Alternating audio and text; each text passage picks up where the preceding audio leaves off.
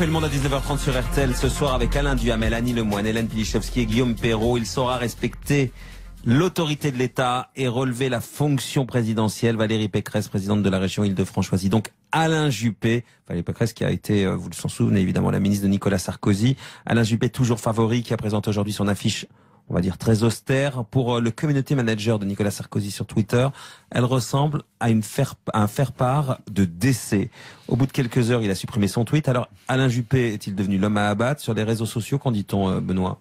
Bienvenue à bord. Valérie Pécresse applaudit déjà sur Twitter le directeur de campagne de Juppé, Gilles Boyer, tout heureux. Attention, au premier sondage mauvais, elle vous quittera, prévient le compte Fillon pour la France, avant d'ajouter: jamais de la vie nous nous réunirons autour de Juppé. Juppé, c'est pire qu'Hollande. C'est pas comme si elle avait attendu d'être sûre et certaine de soutenir celui qui gagnerait, ricane Grenouille. Oh, Pécresse s'est trompée, elle vient de rejoindre le camp des vieux, moque encore J2M. Et pourtant, les plaisanteries sur l'âge du capitaine commencent à ne plus faire sourire, surtout quand vous l'avez dit, quand c'est le community manager de Sarkozy qui parle en voyant l'affiche de Juppé, David Dessay. Ça a beaucoup choqué les partisans du maire de Bordeaux qui soulignent cette classe des sarkozystes. Il y a quand même eu, faut l'avouer, beaucoup de vannes sur cette affiche pétillante de joie de vivre et d'espoir. S'amuse MP, ma préférée. Ça faisait longtemps qu'Alain Juppé préparait sa campagne 2017, depuis au moins 30 ans d'après son affiche de campagne. C'est signé Hérisson. Ouais, mais si l'affiche avait été retouchée, vous auriez également émis un commentaire négatif. Alain Juppé, c'est l'authenticité, rétorque Volins. L'important, c'est pas l'âge, c'est qu'il soit le mieux placé pour contrer Le Pen, ramener la droite à l'Élysée et Hollande remplacé, conclut Yvon. Alain Duhamel, vous l'avez vu cette affiche de campagne? Je vais essayer de vous la montrer. Ah oui, alors, j'aimerais bien. Qui l'a vu autour de la table? Annie, vous en pensez quoi? Qualifié d'austère, moi je dirais classique à l'image de l'homme. Ouais. Mais on peut la critiquer facilement. Je la cherche sur Twitter en attendant pour montrer ça. C'est très lent Twitter. Non, c'est très rapide, mais c'est moi qui suis très lent. Non, mais enfin, le tweet du community manager de Sarkozy n'est ni fait ni à faire, quoi. Se mettre la campagne à un tel niveau, on n'a pas besoin de ça. Voilà. Guillaume Perrault. C'est vrai que l'affiche, c'est vrai qu'elle est austère, mais elle est conforme à l'image que l'homme veut renvoyer de lui-même. Il est comme ça, voilà. Il est comme il est, il n'a pas l'intention de changer. Jusqu'ici, ça lui réussit. On l'a déjà vu un peu plus souriant quand même, non? Oui, il sourit un petit peu, c'est pas comme sur sa carrière d'identité. Il a un côté un peu rassurant. C'est-à-dire, les gens, finalement, ce qu'ils cherchent à donner comme image de campagne, c'est: moi, je ne vais pas vous humilier. Je vais pas vous faire honte, mais si vous m'aimez pas énormément, même si vous n'avez pas de coup de cœur pour moi, il y aura pas de catastrophe, je suis rassurant. Bon, voilà. Il y a un petit côté, c'est sûr, années 70 oui, mais ou 80. Est-ce que ça a encore, une importance, une affiche de campagne? Ah oui, quand même, si, tout de même. Qui va regarder les affiches? Ah, non, quand même. Regardez, on en parle déjà ce soir à la radio, donc, non, mais, un peu sombre. Oui. Ouais. Mais, voilà, c'est un homme qui est rassurant, il rigole pas tous les jours, on ne demande pas à un président de rigoler tous les jours. Ça ne va pas du tout le desservir. Et puis les attaques sur l'âge, ça marche jamais en France. Alain, vous voyez donc l'affiche, un mandat pour agir, donc ça a le mérite d'être efficace. Hein, écoutez, c'est une affiche classique, on va pas dire le contraire. Un peu vieillotte, je pense. Je sais pas, c'est peut-être une question de génération, mais moi je trouve pas tellement vieillot. Mais Alain Juppé, on sait très bien ce qu'il est. Je veux dire, c'est quelqu'un qui a une stature, qui a une expérience, qui a son style. Bon, son style, ça n'est pas de s'agiter frénétiquement devant un micro, ça n'est pas de faire le clown à la télévision. Non, mais là, ça n'est pas dans les passeports. Ça n'est pas dans les meetings d'en rajouter en permanence. Son style, il est plus austère que ça. Mais comme il est plus austère, à mes yeux, il est plus crédible. Oui. Ça veut dire quoi le oui qui ponctue la phrase d'Alain Duhamel? Un oui un peu. Moi-même, j'aurais pas osé le faire, Annie. Alors. Non, parce qu'Alain a fait fort, il n'a pas prononcé le nom de Nicolas Sarkozy, donc j'ai trouvé ça élégant finalement. Hélène, vous allez le prononcer le nom de Nicolas Sarkozy? Non, mais je pense que l'impact de l'affiche sera plus grand au niveau des commentaires qui sont faits sur cette affiche qu'au niveau de l'affiche elle-même, parce qu'on est suffisamment abreuvé aujourd'hui d'images tous les jours sur les chaînes d'infos et dans la presse. Puis il y aura le débat demain. Il y a des débats qu'on peut plus suivre. Que les affiches. Alors maintenant, le rôle de la... Oui, dans 2 jours. Non, mais par rapport à il y a 20 ans, le rôle... Nous ne sommes que mardi, alors. Non, mais je sais, mais moi je suis déjà dedans. Non, mais par rapport à il y a 20 ans...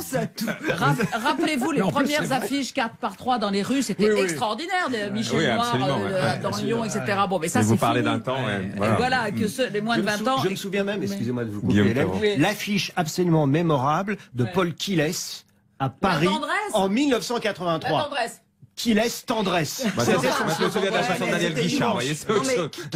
C'est marrant parce que quand même, vous parlez des affiches, mais parlez du nombre des millions d'abonnés sur les réseaux sociaux, sur Twitter, Facebook, c'est ça qui compte aujourd'hui. Trump, il fait des additions comme ça. On va venir à je Trump. trouve que le grand mérite d'Alain Juppé, c'est de ne pas vouloir paraître un autre, si vous voulez. Et en particulier au niveau de son âge. Il a 70 ans. Il ne cesse de le dire. Il ne fait rien pour le cacher. Ça serait le plus vieux président élu. And so what, comme on dit, élu. les jeunes. Élu. Et alors? De Gaulle, il avait 67 ans. Oui. Mais la jeunesse n'est pas une garantie de sagesse. Non, mais c'est pas du tout ce que je dis, je précise. Ni la vieillesse de dégrépitude.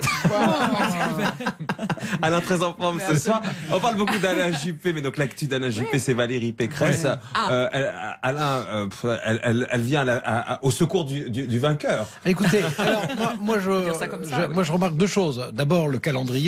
C'est pas un hasard si ça a lieu aussi près du deuxième débat, évidemment. Ça va créer un microclimat, ça va pas inverser les choses, ça va créer un microclimat. Bon, l'autre chose, c'est que elle passait quand même pour un poids lourd chez Fillon. Absolument. Bon, et donc ça ne fait que renforcer le côté duel annoncé.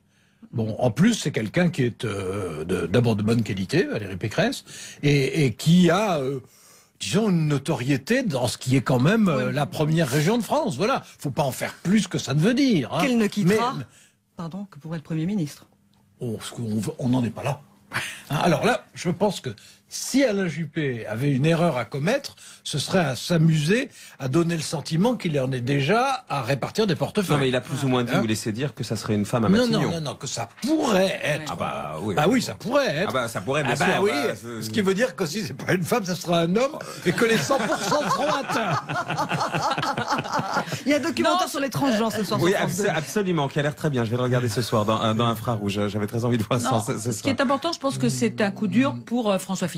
Parce que François Fillon, elle l'a défendu bec et ongle pour la présidence, pour l'élection à la présidence de l'UMP. Rappelez-vous comme ça a été difficile. Elle était toujours là, elle a été très proche de lui. Elle a été vraiment dans ce combat contre Jean-François Copé. Elle a été exemplaire avec lui. Et lui, dont on disait qu'il y avait un petit frémissement en ce moment qui se produisait, même si aucun sondage ne l'a vraiment confirmé.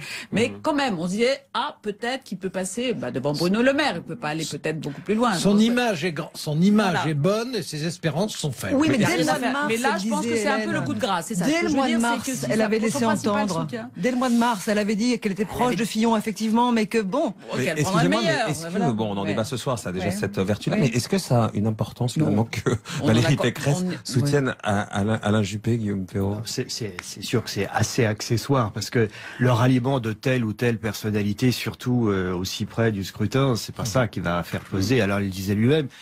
Il faut pas surinterpréter l'intérêt de ces ralliements pour les candidats. Surdimensionné. Cela dit, c'est quand même quelqu'un qui, au sein du landerneau politique, avait un profil qui était intéressant parce qu'elle a été à l'Élysée sous le deuxième mandat de Chirac, où elle s'occupait des questions de justice. Elle avait participé au programme présidentiel de Chirac en 2002 sur la sécurité, sur la protection judiciaire de la jeunesse, sur les centres éducatifs fermés, sur des choses qui étaient très pointues et qui étaient au cœur de la présidentielle, de la campagne sur la sécurité de Chirac. Donc avant d'être ministre de Sarkozy, elle a été une collaboratrice proche de Chirac dans son deuxième mandat présidentiel. Donc elle est originaire du Conseil d'État. Bon, elle dirige en effet la région Île-de-France dont le basculement à droite a été un des faits notables. Après notamment l'attaque frontale de Barthelone contre elle, c'est un peu ce qu'on a retenu des régionales. Qui était assez lamentable. Qui était assez lamentable, qui était lamentable au plan moral et contre-productif. Vous vous rappelez ce qu'était l'attaque de Barthelone? Elle disait, il insinuait, peut-être même d'ailleurs qu'il disait textuellement qu'elle, comme elle était des Yvelines et BCBG, elle allait défendre les Blancs en priorité plutôt que la Seine-Saint-Denis, dont Barthelone. Donc du coup, il a plutôt provoqué en sa faveur un réflexe en la faveur de Pécresse, un réflexe de soutien et d'adhésion que de rejet. Il faut se rappeler qu'il s'était excusé derrière. Oui, sans doute. Enfin, il était. Rappelons aussi qu'il était président de l'Assemblée nationale, ce qui n'est quand même pas. C'est quand même, mais un parcours sans faute, on peut dire, qui se construit étape après étape, patiemment. Là, et on pourrait imaginer qu'elle soit candidate. Pécresse, et pas du président de l'Assemblée nationale. Non, de Valérie c'est bien clair. Oh bah lui non, lui il y a eu beaucoup de fautes commises. Oui voilà. Non mais Valérie Pécresse elle pourrait être la candidate de la droite, une femme candidate à la présidence de la République dans 5 ans en France. Bon, bah, là vous allez carrément beaucoup trop vite. Étape après étape. Étape après étape, mais vous en franchissez beaucoup d'un coup là, si je peux me permettre. Allez, après la pub, Grenoble fait la chasse à la pollution.